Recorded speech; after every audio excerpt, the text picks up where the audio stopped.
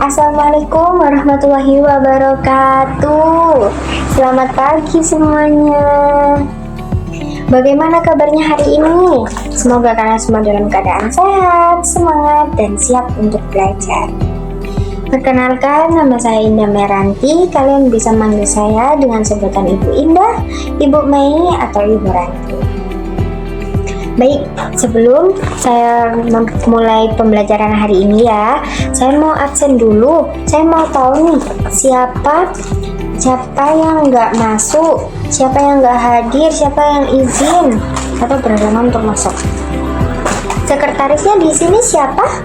Iya, baik, Mbak, boleh saya dikasih tahu apakah semuanya teman-teman sudah masuk ke sini atau ada yang izin atau sakit?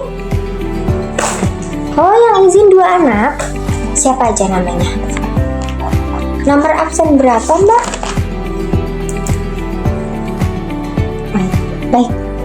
Jadi ini totalnya di kelas ada berapa anak? 40 anak. Banyak ya teman-teman. Banyak sekali. Ini saya manggilnya teman-teman atau anak-anak ya, karena saya merasa seumuran, jadi saya panggilnya teman-teman aja ya anak-anak. Biar kayak seumuran gitu. Baik semuanya. Saya ulang lagi, Assalamualaikum warahmatullahi wabarakatuh. Gitu dong, jadi tadi salamnya tuh kagak ada suaranya, kayak pada lemes semuanya. Kenapa belum ada yang makan tah? Karena udah habis istirahat. Kemarin juga habis lebaran dapat THR banyak dong, pastinya. Kok sekarang masuk sekolah lagi nggak semangat gini sih? Ayo semangat. Karena ini nanti belajarnya seru banget tahu, materinya tuh loh seru untuk dipelajari. Baik, sebelum Ibu mulai, alangkah baiknya kita berdoa sama-sama dulu ya. Siapa yang mau memimpin doa? Kok pada diam semuanya?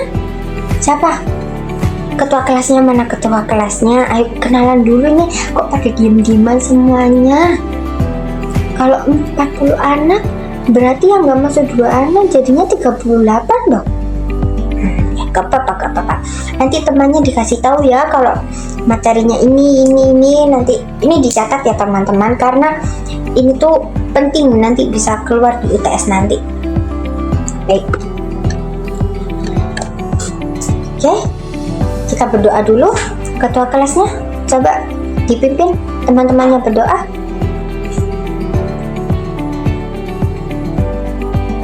Selesai. Baik teman-teman, hari ini kita akan belajar tentang pengertian personel administrasi dan persyaratan personel administrasi.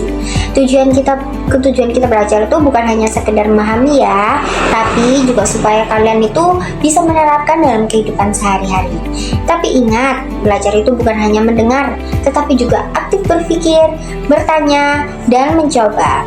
Jadi kalian tuh jangan takut untuk salah. Bu, salah nggak ya pertanyaan saya? Bu, salah nggak ya penjelasan saya? Itu nggak usah perlu takut seperti itu ya, karena dari kesalahan kita tuh juga sama-sama belajar.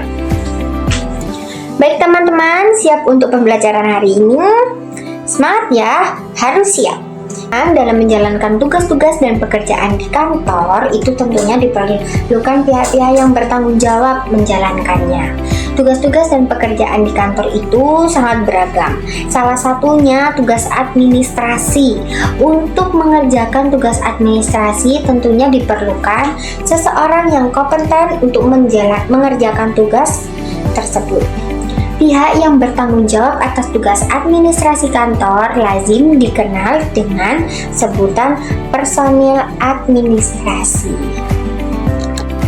Untuk menjadi personel administrasi, tentunya terdapat persyaratan yang harus dipenuhi untuk membuktikan bahwa seseorang itu mampu mengerjakan tugas administrasi dengan baik. Apa saja sih persyaratan untuk menjadi personil administrasi, Bu? Bagaimana sih ciri-cirinya yang harus dipenuhi seorang personil administrasi? Nah, 2 pertanyaan itu mari kita bahas. Pertanyaan yang pertama, Bu, apa sih personil administrasi itu? Dalam menjalankan tugas-tugas dan pekerjaan di suatu organisasi atau perusahaan, tentunya itu diperlukan pihak-pihak yang menangani tugas-tugas tersebut. Sebuah organisasi atau perusahaan itu umumnya telah menentukan siapa saja pihak yang bertanggung jawab atas suatu tugas ataupun pekerjaan yang harus diselesaikan. Nah, sampai sini sudah ada yang mengerti? Lanjut, tiap anggota atau perusahaan yang diserahi tanggung jawab kemudian dimasukkan ke dalam berbagai divisi sesuai garis besar tugas yang diberikan. Pihak yang bertanggung jawab atas suatu tugas atau pekerjaan dalam organisasi atau perusahaan lazim dikenal sebagai sebutan personel. Gitu teman-teman. Istilah personel itu sering disebut juga personil. Personil itu sama dengan personil. Jadi apa bedanya personel sama personil, Bu? Itu beda-bedanya. Beda dengan kosakatanya aja, tapi sama-sama artinya dan sama-sama juga maknanya. Nah, istilah personil ini tuh bisa disebut juga dengan personil, dan itu tuh merupakan sebutan lain untuk menyebut pegawai atau staf organisasi atau perusahaan. Personel kantor dapat diartikan sebagai pegawai yang bekerja di lingkungan perusahaan atau perkantoran, baik kantor pemerintah maupun milik swasta, dan dapat imbalan jasa berupa gaji atau tunjangan. Pada sebuah perusahaan, personel terbagi dalam beberapa jenjang, misalnya jenjang material, staf ahli, staf kantor atau pegawai, dan yang terakhir ada administrasi. Jadi ada 4 ya teman-teman. Jadi ada jenjang material, ada staf ahli, staf kantor atau pegawai, dan administrasi. Keberadaan personel kantor sangat vital di lingkungan perusahaan karena dapat membantu perusahaan mencapai tujuan yang diinginkan. Pada organisasi atau perusahaan, personel administrasi itu juga turut menjadi pemegang peranan penting. Nah, personel administrasi adalah staf atau pegawai yang bertugas untuk menjalankan tugas-tugas staf atau pegawai yang bertugas untuk menjalankan tugas-tugas administrasi. Personel administrasi itu juga turut berperan dalam proses penetapan langkah dan kebijakan yang nantinya akan dijalankan di perusahaan yang bersangkutan. Jadi personel dan personil itu makna tuh beda tipis teman-teman ya. Sama-sama jadi satu tapi ada bedanya sedikit. Sampai sini ada yang masih belum dipahami atau sudah paham semuanya? Baik, sekarang kita masuk ke materi yang kedua. Pertanyaan kedua, apa aja sih persyaratan personel administrasi, atau apa sih ciri-cirinya persyaratan personel administrasi itu, Bu? Nah, dalam proses rekrutmen pegawai, setiap kantor itu tentu memiliki persyaratan tersendiri yang harus dipenuhi oleh setiap pelamar yang nantinya akan menjadi personel kantor. Persyaratan yang diajukan tentunya berhubungan erat dengan tugas-tugas dan bidang pekerjaan yang nantinya akan menjadi tanggung jawab pelamar. Begitu pula dengan personil administrasi. Setiap personil administrasi harus memenuhi persyaratan yang sesuai dengan bidang tugas pekerjaannya. Kepribadian yang baik dan kemampuan yang ahli di bidang administrasi merupakan contoh hal yang diharapkan pada diri setiap personel administrasi. Kedua hal tersebut itu sangat penting karena personel administrasi itu bertugas sebagai mengelola dan pemberi layanan informasi mengenai segala aktivitas perusahaan, baik kepada pihak internal maupun pihak eksternal perusahaan. Nah, teman-teman, selain kepribadian yang baik dan kemampuan yang ahli di bidang administrasi, personel administrasi umumnya harus memenuhi persyaratan-persyaratan. Apa saja sih, Bu, persyaratan-persyaratannya? Yang pertama, persyaratan pengetahuan. Nah, kita bahas satu-satu ya teman-teman. Jangan lupa untuk dicatat karena itu sangat penting. Nanti bisa buat belajar untuk UTS besok. Oke? Yang pertama, persyaratan pengetahuan. Untuk menjadi personil administrasi suatu organisasi atau perusahaan, hal pertama yang diharapkan ada dalam diri calon personil adalah pengetahuan.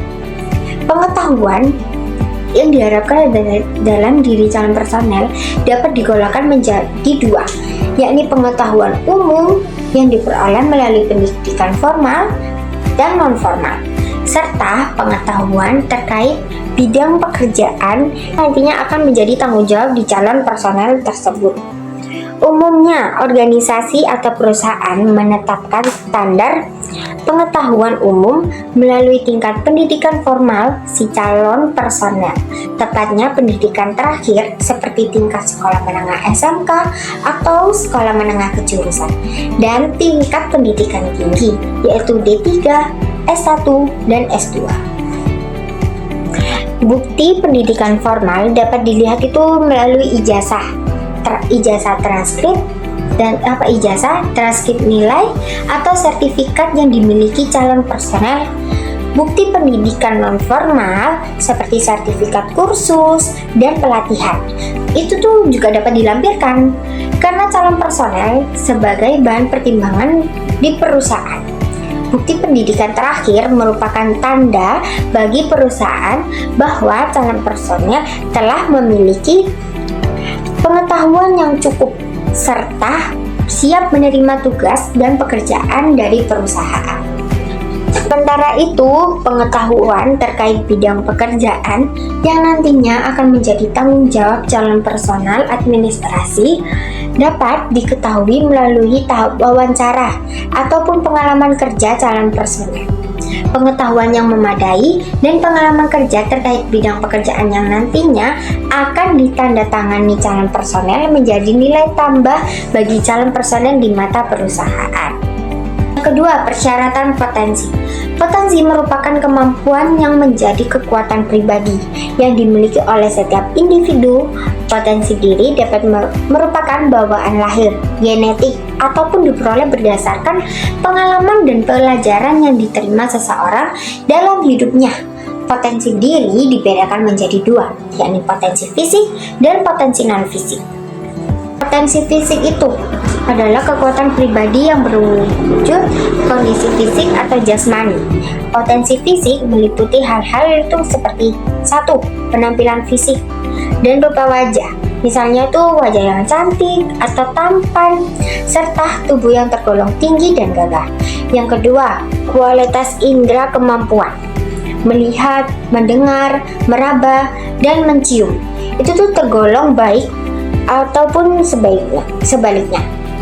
Yang ketiga, daya tahan tubuh, misalnya tubuh yang sehat, segar, bugar, kuat, dan kesehatan yang baik secara umum ataupun sebaliknya. Dan tadi kan ada potensi fisik, nah ini yang potensi non fisik. Itu kekuatan pribadi yang meliputi kecerdasan intelektual, kecerdasan emosional, dan kecerdasan spiritual. Dan ada satu lagi, kecerdasan sosial. Jadi ada kecerdasan intelektual, kecerdasan emosional, kecerdasan spiritual, dan kecerdasan sosial. Mari kita bahas satu-satu ya. Yang pertama tadi, kecerdasan intelektual. Menurut Martin Parley, intelektual adalah keseluruhan kemampuan individu untuk berpikir dan bertindak secara terarah, serta mengolah dan menguasai lingkungan secara efektif. Martin Parley menggambarkan tahap kecerdasan seseorang dengan memberikan penilaian. Yang kedua, kecerdasan emosional. Menurut Garfield Goleman, EQ adalah kemampuan individu untuk mengenali emosi, perasaan pada diri sendiri, dan emosi pada orang lain, memotivasi diri, serta mengelola emosi itu dengan baik pada diri sendiri dan dalam hubungan dengan orang lain. Ciri-ciri seseorang dengan kecerdasan emosional adalah 1. Dapat memotivasi diri sendiri dan orang lain. 2. Tidak mudah stres dan frustasi saat menghadapi masalah. 3. Dapat mengatur dan mengendalikan suasana hati. Dan yang terakhir, mudah berempati. Nah, itu tadi. Sekarang kita masuk ke yang ketiga. Kecerdasan yang ketiga, yaitu kecerdasan spiritual. Nah, kecerdasan spiritual ini merupakan kepekaan batin seseorang untuk melihat antara sesuatu yang baik dan sesuatu yang buruk. Ciri-ciri seseorang yang mempunyai kecerdasan spiritual adalah seperti 1. Pantang menyerah dan tidak mudah putus asa. 2. Bersifat optimis dan penuh asa. 3. Memiliki sifat yang tenang. 4. Menganggap bahwa dirinya itu adalah Tuhan. Menganggap bahwa dirinya itu adalah milik Tuhan, bukan dia Tuhan ya teman-teman. Menganggap itu bahwa dirinya adalah milik Tuhan. Dan yang kelima, selalu berserah diri dan berdoa. Yang keempat, kita masuk yang keempat, kecerdasan sosial. Seseorang yang mempunyai kecerdasan intelektual dan emosional ternyata itu belum menjamin kesuksesan. Seseorang dalam bergaul dan berinteraksi sosial, dengan demikian diperlukan kecerdasan lainnya untuk lebih mengoptimalkan IQ dan EQ. Kecerdasan tersebut adalah kecerdasan sosial. Ciri-ciri orang yang mempunyai kecerdasan sosial itu: pertama, mempunyai kepekaan sosial. Yang kedua, mampu berkomunikasi dengan baik terhadap orang lain. Yang ketiga, mempunyai perasaan empati terhadap orang lain. Lalu yang keempat, mempunyai pengertian atau pemahaman terhadap orang lain. Potensi-potensi tersebut harus dimiliki oleh setiap orang. Meskipun demikian, tidak semua potensi tersebut dimiliki oleh setiap orang. Ada kalanya tuh seseorang hanya memiliki satu macam potensi saja, tetapi ada juga yang memiliki beberapa potensi. Sebagai contoh, ada seseorang yang mempunyai IQ tinggi, tetapi EQ-nya rendah. Atau sebaliknya, ada orang yang mempunyai EQ-nya tinggi, tapi EQ-nya itu rendah. Jadi sebaliknya ya teman-teman. Oleh karena itu, seseorang itu harus dapat mengetahui potensi yang dimilikinya. Mengetahui potensi diri itu memungkinkan seseorang mengembangkan kekuatan pribadinya. Dengan demikian, hal tersebut dapat memberikan harapan yang lebih untuk mencapai kesuksesan, kebaikan, kebahagiaan, dan keberuntungan kepada seseorang dalam menjalankan kehidupannya. Dalam dunia kerja, perusahaan menuntut calon pegawainya untuk menggali potensi diri yang dimilikinya bagi calon pegawai yang nantinya itu mengemban tugas untuk banyak berinteraksi dengan atasan, klien, maupun kolega perusahaan. Misalnya, personil administrasi tentunya dituntut untuk memiliki potensi fisik dan potensi non-fisik yang cukup baik. Penyebabnya adalah para pegawai front office seperti personel administrasi akan mempresentasikan citra perusahaannya itu ke luar negeri, ke dunia luar. Masuk ke yang ketiga, persyaratan keterampilan. Seseorang personil itu tentu dituntut untuk dapat melaksanakan semua tugas dan pekerjaan yang dibebankan kepadanya dengan baik, tepat, dan efisien. Kemampuan untuk bekerja dengan baik, tepat, dan efisien itu merupakan keterampilan yang diharapkan ada dalam diri setiap personil. Tak terkecuali personel administrasi. Pekerjaan yang dihasilkan oleh personil kantor yang terampil juga akan dinilai sebagai pekerjaan yang memiliki kualitas tinggi. Nah, menurut Deliengji dalam buku Administrasi Perkantoran Modern, seseorang personil administrasi dinyatakan keterampilan bekerja apabila ia mampu melaksanakan tugas-tugas pelayanan yang mencakup 6 pola kegiatan yang baik. 6 pola kegiatan yang baik ya teman-teman. Yang pertama, menghimpun. Kegiatan menghimpun meliputi kegiatan yang mencari, mengusahakan, dan mengumpulkan semua data atau keterangan yang berhubungan dengan pekerjaan kantor.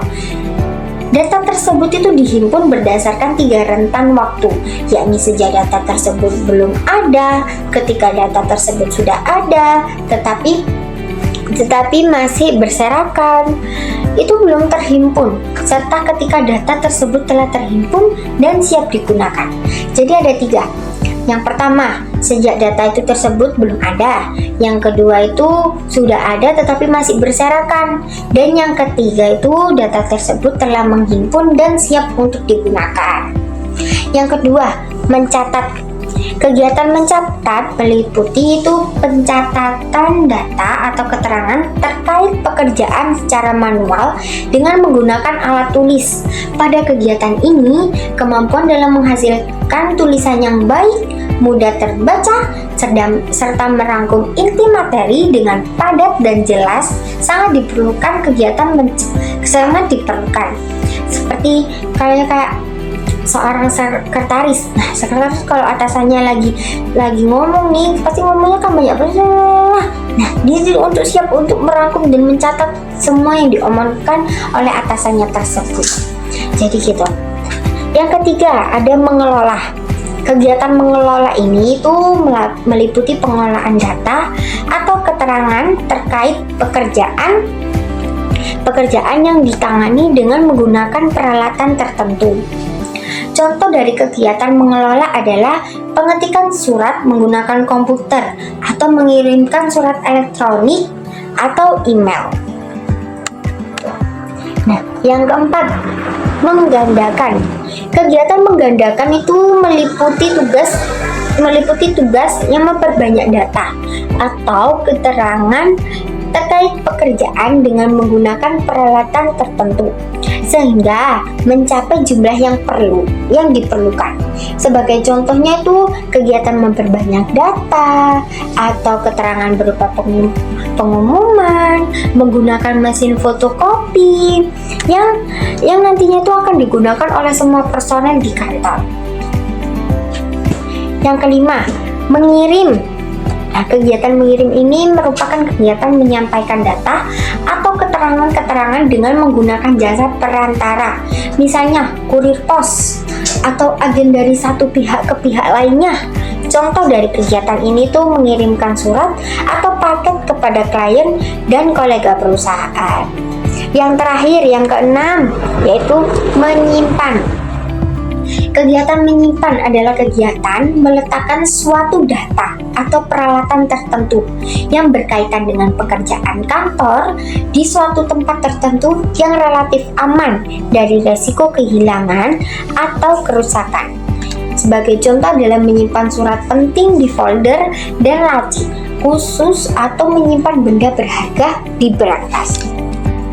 Baik teman-teman, seorang personil administrasi itu dapat dikatakan terampil jika ia mampu bekerja dengan standar mutu, jumlah, dan waktu yang ditetapkan perusahaan ketika menyelesaikan tugas-tugasnya, kecermatan, dan ketelitian dalam menyelesaikan tugas-tugas yang diberikan. Juga turut menjadi indikator utama penilaian keterampilan personal administrasi.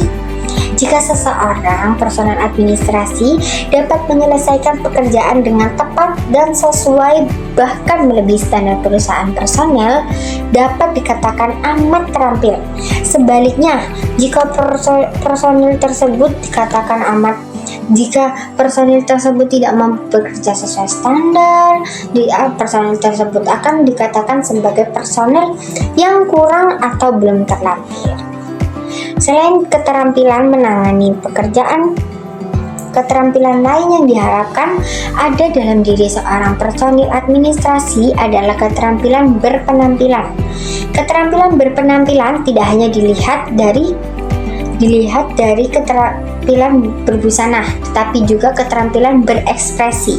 Keterampilan berbusana meliputi kemampuan memadukan busana yang serasi dan bagi wanita, kemampuan untuk merias wajah dan rambut. Keterampilan berekspresi itu meliputi beberapa hal. Yang pertama, keterampilan berbicara, memiliki kata dan mengungkapkan pendapat. Yang kedua, bersikap wajar, tidak overacting, dan feminim, atau maskulin. Kayak aduh, kayak gimana ya kak? Iya kayak gini, nggak boleh ya. Nah ya nggak boleh ya teman-teman. Jadi kayak itu harus siap, senyum, sapa, salam. Jadi begitu ya teman-teman. Dan yang terakhir, kemampuan menampilkan ekspresi yang ramah dan menunjukkan persahabatan, serta tidak bersungut-sungut atau komat-kamit saat berbicara. Kayak gini, apa judes ya kalau orang-orang ngomong, kayak teman semuanya ngomong tuh judes ya, nanti dibilang aduh mbak itu lo judes. Jangan ya jangan ya teman-teman ya.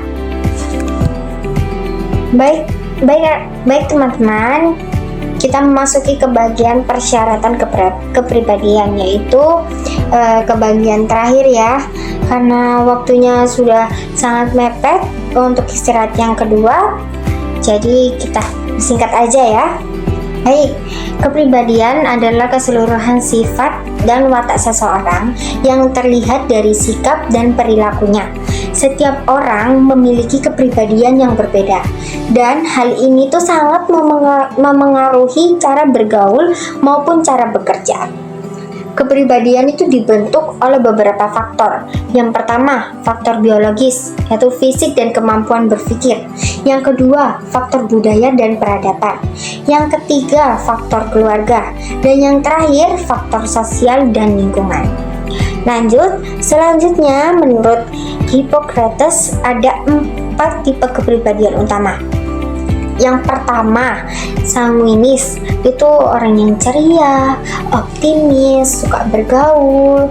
Yang kedua, koleris, itu orang yang tegas, ambisius, cocok jadi pemimpin. Nah, yang ketiga, melankolis, itu orang yang analitis, teliti, tapi sensitif banget. Nah, yang keempat, flegmatis, tenang, sabar, tapi itu cenderung pasif. Nah, biasanya setiap orang itu merupakan gabungan dari beberapa tipe tersebut. Kepribadian itu juga bisa dikenali dari ciri-ciri seperti cara berbicara, cara berjalan, sikap saat duduk, cara berbusananya, kebersihan dan kerapiannya, gaya hidup sehatnya, kemampuan bekerja, dan yang terakhir dengan sikap kayak religius tuh. Nah, untuk menjadi personel administrasi yang baik, ada beberapa syarat kepribadian penting, yaitu yang pertama, loyalitas, setia dan punya rasa memiliki terhadap pekerjaan. Yang kedua, tekun dan rajin, bekerja sungguh-sungguh dan teliti. Yang ketiga, sabar, tidak mudah menyerah dan tetap teliti. Yang keempat, rapi, pekerjaan dan penampilan tertata dengan baik. Dan yang terakhir, menjaga rahasia, dapat dipercaya dan tanggung jawab. Jadi tidak cukup hanya pintar, tapi juga memiliki kepribadian yang baik agar bisa bekerja secara profesional. Baik teman-temanku, anak-anakku yang ganteng-ganteng, yang cantik-cantik, tidak terasa ya waktu kita hari ini tuh sudah sampai di penghujung pembelajaran. Jadi udah selesai ya semuanya. Apakah ada yang masih mengantuk? Apakah sudah ada yang segar kembali karena habis tidur? Jadi kita sudah berapa menit ini? 30 menit ya. Sudah hampir habis waktunya saya berbicara menjelaskan materi ini. Nah, dari apa yang kita pelajari tadi tentang persyaratan personal administrasi, Ibu harap itu kalian tidak hanya memahami teorinya saja ya, tetapi juga bisa memulai membayangkan bagaimana menjadi tenaga administrasi yang profesional di dunia kerja nanti. Sebelum kita akhiri, Ibu ingin sedikit refleksi. Apa hal yang baru yang kalian dapatkan hari ini? Apa? Coba. Apa hal baru Pak? Ini tidur Bu, makan Bu, gitu. Bisa gitu Ren, enggak kan ya? Coba apa hal baru yang kalian dapatkan hari ini dari materi yang Ibu sudah jelaskan tadi? Jadi, oh ya Mbak, silakan. Oh, jadi tahu ya? Jadi tahu kayak ciri-ciri personel administrasi itu gimana? Iya, bagus. Makasih Mbak, siapa namanya? Mbak Salwa. Oh iya, makasih Mbak Salwa. Ada lagi yang mau menjawab? Siapa yang mendapatkan hal baru dari pelajaran kali ini? Silakan Mas Benny. Ya, Mas Benny kan ya namanya. Iya. Oh iya, baik. Sudah dapat dipahami semuanya ya teman-teman? Baik. Apakah ada yang mau ditanyakan? Iya boleh, silakan. Sifat, iya pengertian sifat agamis. Iya baik. Jadi teman-teman semua, anak-anakku, Ibu jelaskan sedikit ya. Sifat agamis itu yang berkaitan dengan segi kerohanian. Tadi yang kita bahas ke kepribadian ya. Nah, pokoknya sifat agamis atau religius itu yang dimiliki seseorang akan tampak dan turut menjadi ciri kepribadian seseorang. Ciri kepribadian itu berdasarkan sisi agamis terlihat melalui pemakaian atribut keagamaan, frekuensi dalam melaksanakan ibadah atau mengikuti acara keagamaan, serta keikutan sertaan dalam suatu organisasi keagamaan. Ciri agama juga dapat terpancar melalui sikap dan tutur kata. Baik anak-anakku, tidak terasa ya waktu kita hari ini sudah sampai di penghujung pembelajaran. Dari apa yang sudah kita pelajari tadi tentang persyaratan personel administrasi, Ibu harap kalian tidak hanya memahami teori saja, tapi juga bisa mulai membayangkan bagaimana menjadi tenaga administrasi yang profesional di dunia kerja nanti. Ingat ya, belajar itu bukan hanya di kelas, tetapi juga dari pengalaman dan kebiasaan sehari-hari. Jadi, terus latih sikap teliti, disiplin, dan tanggung jawab kalian, karena itu adalah kunci utama dalam dunia administrasi. Sebagai penutup, tetap jaga semangat belajar kalian, jangan ragu untuk bertanya jika masih ada yang belum dipahami. Mari kita akhiri pembelajaran hari ini dengan mengucapkan Alhamdulillah. Terima kasih atas perhatian dan partisipasi kalian hari ini. Sampai jumpa di pertemuan berikutnya. Tetap semangat dan jaga kesehatan. Assalamualaikum warahmatullahi wabarakatuh. Baik anak-anak, silakan untuk istirahat. Saya keluar ya. Terima kasih.